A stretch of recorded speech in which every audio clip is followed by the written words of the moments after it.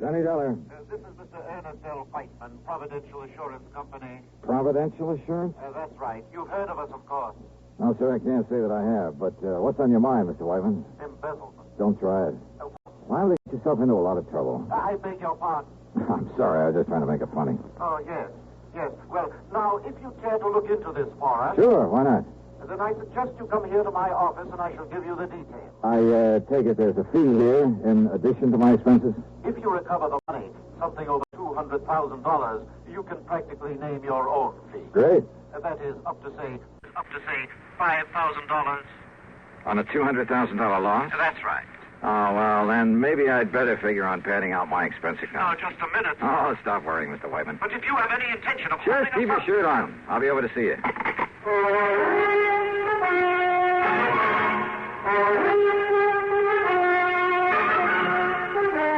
CBS Radio brings you Bob Bailey in the exciting adventures of the man with the action-packed expense account, America's fabulous freelance insurance investigator. Yours truly, Johnny Dollar.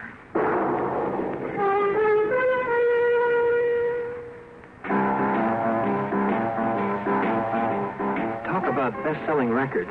Here's a familiar tune about America's best-selling filter cigarette, Winston.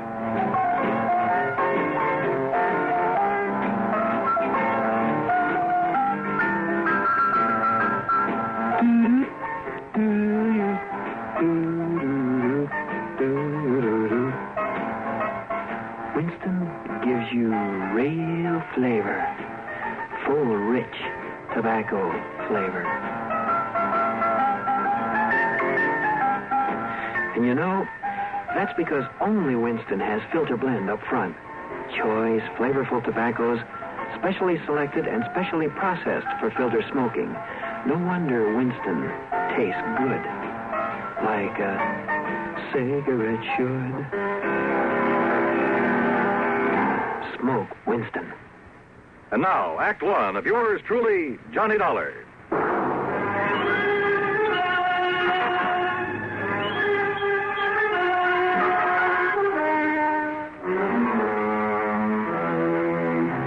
Expense account submitted by Special Investigator Johnny Dollar to the Providential Assurance Company, Hartford, Connecticut.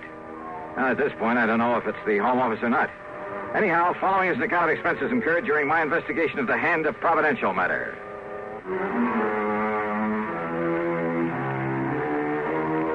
For some reason or other, dealing with a new company usually spells trouble for me. But expense account item one, $1.25 for a taxi to the offices of Providential down on the square. When I say offices, I mean exactly two with a connecting door. I'm very glad to see you, Mr. Dollar. I'm Ernest L. Whiteman. Mr. Whiteman? And this gentleman, Mr. Dollar... I'm the man that had Ernie Whiteman send for you. Yes, this is... Name is Elwood Sprague, Dollar. I'm the owner of this business. The sole owner, Mr. Sprague? That's right, son. Providential Assurance is all mine, lock, stock, and barrel. I see. Made a lot of money in oil down in Texas. Couldn't find any way to spend it all, so I started this here. So what happens? All I get is more money out of it. Yeah, well, Mr. Whiteman said something over the phone about an embezzlement. Exactly. $200,000 that was taken from... Go ahead and tell them all about it, Ernie, my boy. Tell them how it happened. Well, you see, Mr. Dollar, immediate public acceptance of our company is largely due to the fact What he that... means, Dollar, is the reason we sell so many policies is on account of we always pay off any claims real prompt in cash and hard, cold cash. Exactly. And for that reason Never question a claim. Just pay it off in cash. That's what we promise, and that's what we do. And for that reason, Mr. Dollar... That's why so many people who can't afford much insurance come to us. Yes, but as a result... So what happens? Instead of a nice tax loss, there ain't enough claims to pay your hat. All we make is profit. You mean you've hoped to lose money in this business? Tax loss, Mr. Dollar. You ever have to pay the taxes on profits from a couple of hundred producing oil wells? Hardly. But now, Mr. Whiteman, about this embezzlement. As I started to say, paying off in cash as we That's right. do... Means keeping a lot of cash on hand. Oh? Then this embezzlement was of your own money? Exactly. The money was stolen from us. You kept that kind of money here in a safe or something? Well, wouldn't keep it laying around on the floor, would you? Well, have you any idea who might have taken it? We most certainly have. It was Hauser. Tom Hauser. The only one besides Whitey had the combination to the safe. He also kept the books, Mr. Dollar. Well, didn't you check his books periodically? Oh, of course I did. But when I discovered the loss this morning, I also discovered he'd been juggling the accounts. Well, how long ago did this Tom Hauser work here? Up until yesterday. As I told Mr. Sprague, I informed Hauser last night that I planned to check the cash as well as the books this morning. So what happens? This morning he's gone, and so is the money. Well, Dollar? When you ask me, this sounds like the most loosely run insurance company. Mr. Dollar. How you ever managed to get a license from the insurance commission? Well, that license is something we ain't bothered with yet. You what? We gotta make sure we got a business first, don't we? Are you kidding? Do you realize what the commission will do when they find out about this? Don't give it a thought, son. To say nothing of the police? Your job is to catch that Tom Now, look Hauser. here, Mr. Sprague. Then, if the insurance commission or the government or anybody says we're doing wrong... And you can bet they will. Why, then I'll pay them and get out of this business. Believe me, it'll cost you a lot more than this $200,000. Well, sure, maybe a couple million. It'll make a nice tax loss. Yeah, and you'll probably end up in jail. Well, now, you let me worry about that. Your job is to get this embezzler. And don't forget, we're paying you $5,000 to do it. Look, you say it may cost you millions to get out of this mess. That's right. And yet you're worried about a couple of $100,000? Well, now, that's different. Huh? That was stolen, son. That was illegal. Trying to make sense with this man was like trying to reason with a hitching post. I told him I didn't want the case and that I could understand why he'd hesitate about calling in the police. Sure, they'd probably start asking questions. With the only answers he could give them, he'd really be in trouble. I told him that my only duty, as far as I could see, was to notify the commission of this whole operation. Sure, son. If your conscience hurts you, go ahead and notify him. After you got this money back first. After? Well, I don't know much about investigation, but seems to me that with him gone only a few hours, well, if I was you, I wouldn't be wasting any time. Yeah, you got a point there. Sure. And don't you forget that $5,000 that's waiting for you when you bring that money back. Well, I ask you, what would you have done? And with a fee of $5,000 dangling in front of your eyes. Yeah, that's what I did. I took the case.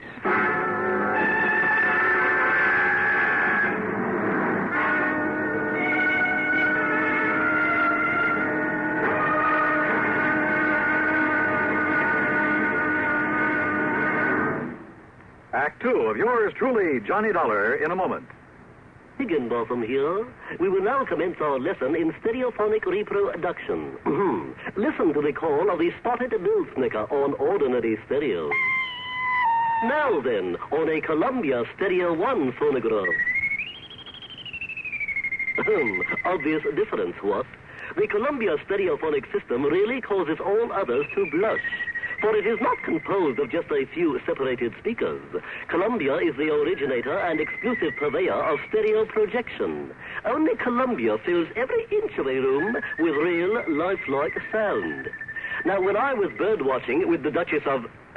But let that pass. You simply must hear the Stereo 1 phonograph by Columbia.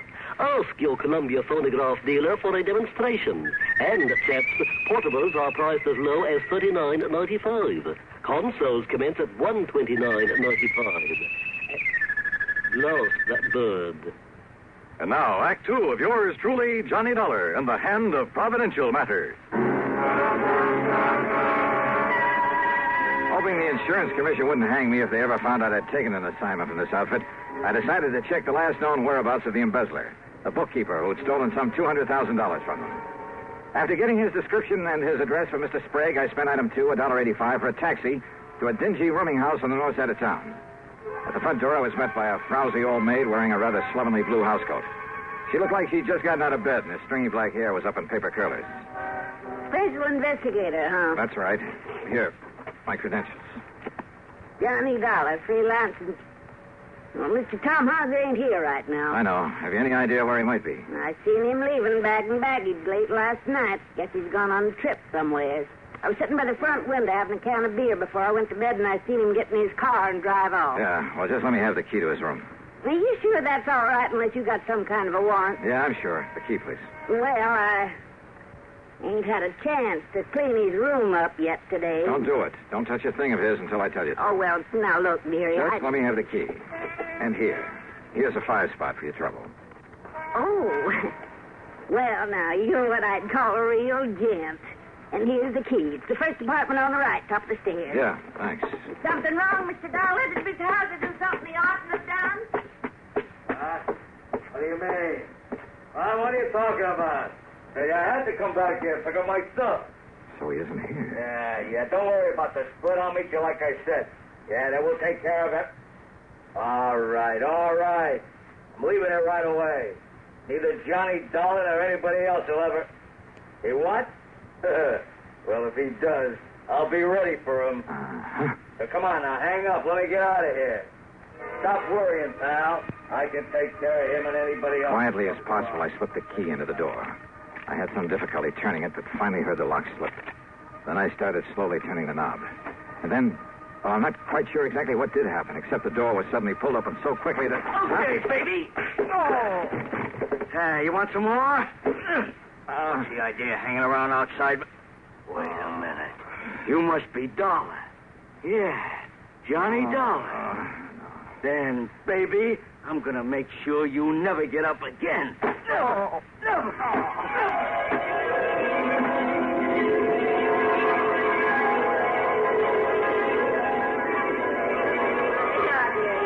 and get down another slug out of this bottle. Just leave that wet rag laying there on your forehead. It'll make you feel better. What do you... Oh. Yeah. You just stay there on the floor until you feel better. Where'd he go? Oh, dearie. Who done this to you? Didn't you see him? I heard a big noise up here, and when I run up the stairs, he must have heard me and run away. And you was just laying here bleeding this way. That window. What's outside that window? Only the fire escape. But look, dearie. Yeah. Busted table lamp. This must have been what... Don't touch it. What? No, I'll wrap it in my handkerchief. But who could have come here and done this to you? I can't imagine. Well, I can. Tom Hauser. Item 3, $1.20 for a cab to police headquarters. Anybody but Sergeant Ed Wilson would have asked a lot of questions that I didn't feel like answering. Ed simply took the lamp, told one of the boys in the lab to check, and if he found any prints on it, to classify them, then send a teletype to Washington. Item 4, $1 even for a cab to my apartment. After a long, cool shower, I felt somewhat better. I just got back into my clothes when the phone rang. Johnny Dollar. Ed Wilson, Johnny. Those prints on that lamp. Yeah, Ed. Thomas Harker, alias Tim Hosker, alias Tommy Hauser, alias just about everything else you can think of. Johnny, that boy is one of the 10 most wanted. No kidding. And for everything from safe-cracking to murder. You got any kind of a lead on him?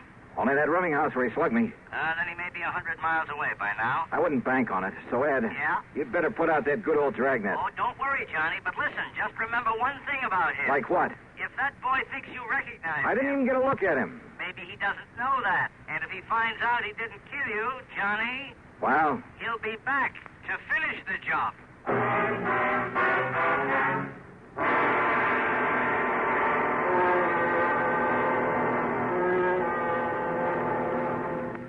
Act 3 of yours truly, Johnny Dollar, in a moment. Here's Hollywood star Mona Freeman. Who feels like acting with a miserable cold? I relieve cold distress the fast way with 4-way cold tablets. Yes, tests of all the leading cold tablets proved 4-way fastest acting. Amazing 4-way starts in minutes to relieve muscular pains and headache, reduce fever, calm upset stomach, also overcomes irregularity. When a cold strikes, do what I do. Take 4-way cold tablets. It's the fast way to relieve nasty cold distress and feel better quickly. 4-way, only 29 cents. Now, here's a word about another fine product of Grove Laboratories. Does dandruff dull your hair, leave scalp itchy? Get Fitch Dandruff Remover Shampoo and get rid of unsightly dandruff in 3 minutes. 3 minutes with Fitch regularly is guaranteed to keep embarrassing dandruff away forever. Apply Fitch before wetting hair, rub in 1 minute. Add water, lather 1 minute. Rinse 1 minute. Every trace of dandruff goes down the drain.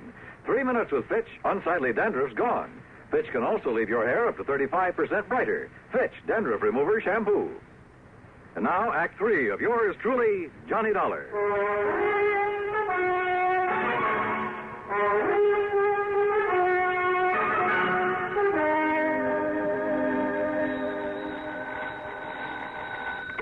Yeah, Ed.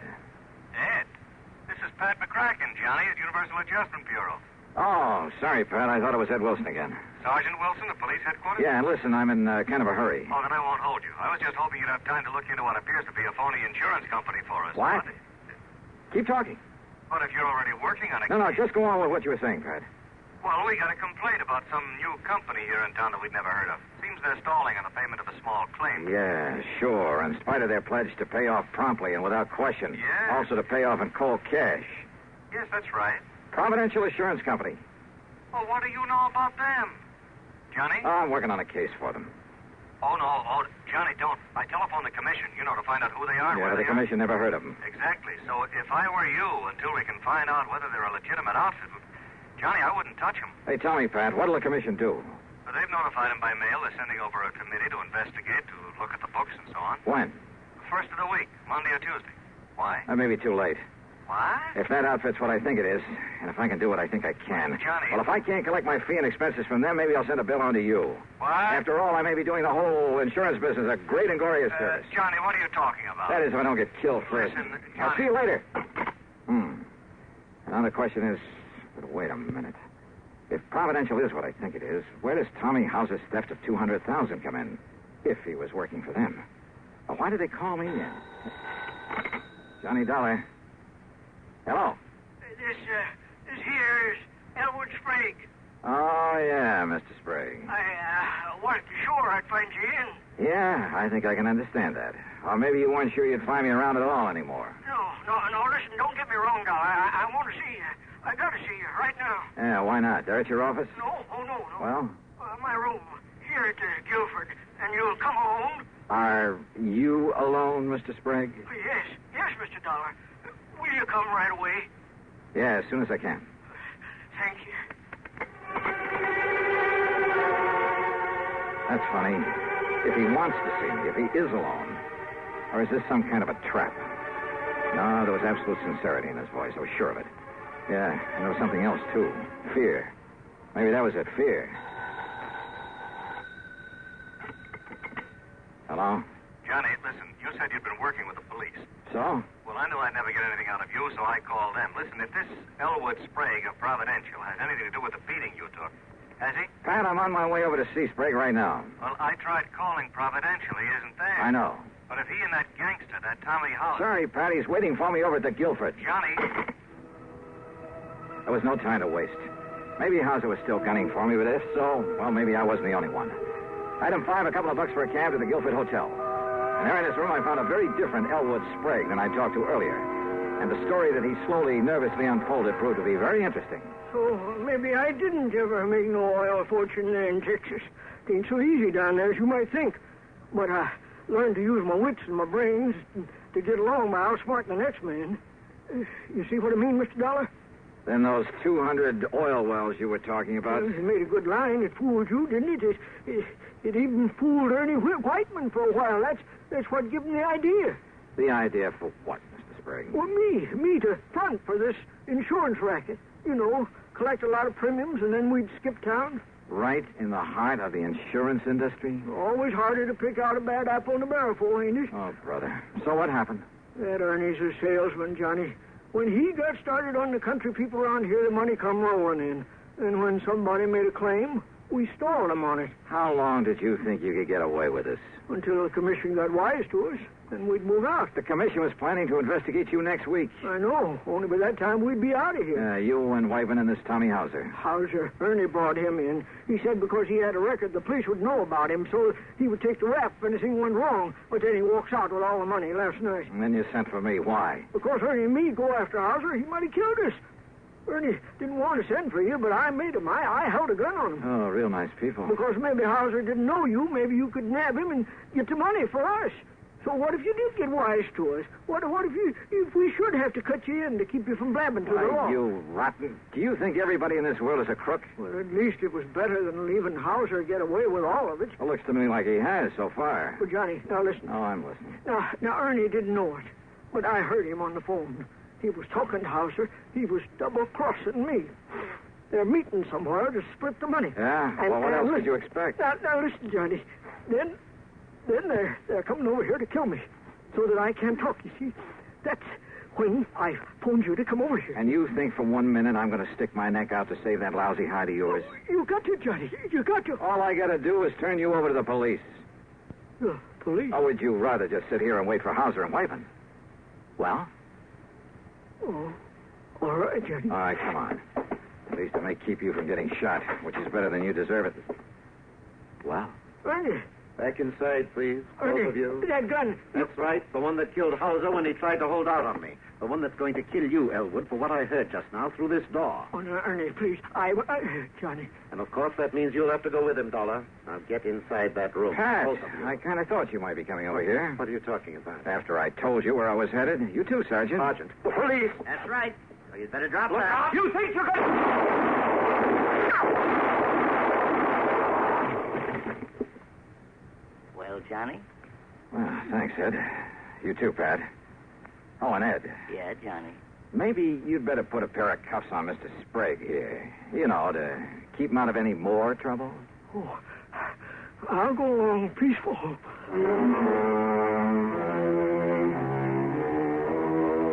So the big fat fee that was promised doesn't get paid to me after all. And I'm sure I may as well forget the expense account for a change. But you know something? It doesn't matter. Because the important thing was to have had some small part in wiping out this dirty racket. Me? I feel good.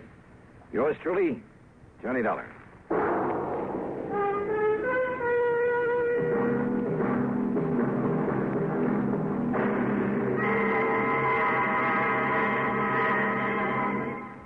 Our star will return in just a moment. Constipation is something people don't talk about much, but it can be a problem for anyone, even doctors. And when constipation occurs, it's interesting to see just what doctors consider important about a laxative they might use or recommend. Well, a majority of the doctors we heard from had this to say.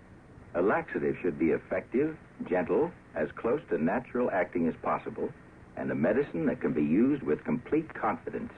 Now, X-Lax has been popular with many doctors and millions of people over the years because pleasant-tasting chocolated X-Lax is effective.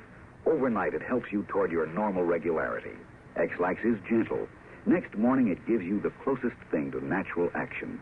And that's why many doctors and millions of people use X-Lax with complete confidence. X-Lax, the laxative that helps you toward your normal regularity gently, overnight. Is X-Lax in your medicine cabinet? Now, here is our star to tell you about next week's story. Next week, a man who uses government help to promote his one-man crime wave. Join us, won't you?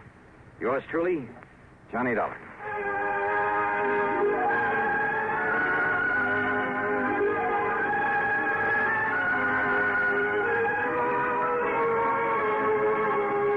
Yours truly, Johnny Dollar, starring Bob Bailey, originates in Hollywood and is written, produced, and directed by Jack Johnstone.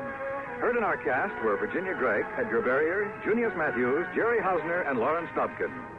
Be sure to join us next week, same time and station, for another exciting story of yours truly, Johnny Dollar.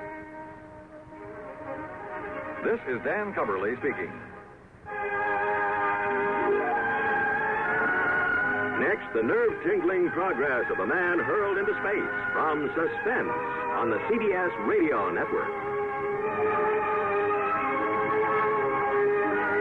Citizens of Troy, this is Neil Kelleher, the Republican candidate for mayor of Troy. I'm taking this brief opportunity to tell you that a Republican city administration will restore garbage collection and disposal to an efficient level. The Democratic administration, having burned out the municipal incinerator, has now returned to the ancient system of garbage and refuse disposal by depositing it on an open dump. I shall take steps immediately to restore the incinerator and eliminate the threat of stench and smog that will surely be blanketing the northern section of our city as soon as the refuse piles get deep enough and the underground fires begin to burn. I intend also to eliminate the noisy collection of garbage in residential areas in the middle of the night so that Trojans can get their sleep. If you approve of the foregoing proposals, may I suggest that you can assure its becoming a reality by voting row A all the way, Election Day. Thank you. The proceeding was a paid political announcement by the Rensselaer County Republican Committee. WROW Radio 59.